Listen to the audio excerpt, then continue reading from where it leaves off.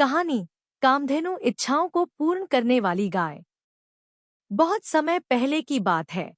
एक ऋषि वशिष्ठ अपने आश्रम में तपस्या किया करते थे।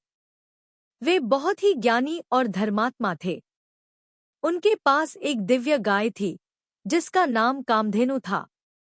कामधेनु कोई साधारण गाय नहीं थी। वह स्वर्ग से आई थी और उसमें यह विशेषता थी कि वह जिसकी भी जो इच्छा हो उसे तुरंत पूरी कर देती थी।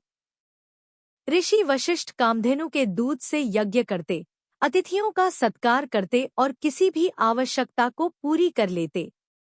एक दिन राजा विश्वामित्र ऋषि वशिष्ठ के आश्रम में आए।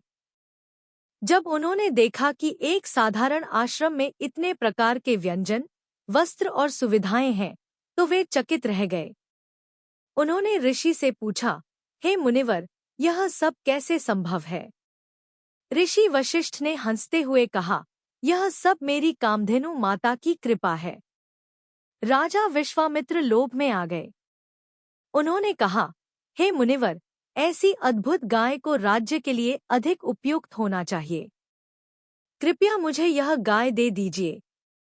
ऋषि वशिष्ठ ने मना कर दिया, राजन, यह कोई साधारण गाय नहीं है।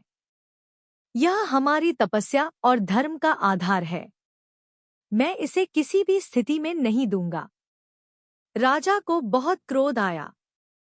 उन्होंने बलपूर्वक कामधेनु को ले जाने का प्रयास किया, लेकिन कामधेनु ने अपनी शक्ति से राजा की सेना को पराजित कर दिया और वापस ऋषि वशिष्ठ के पास लौट आई।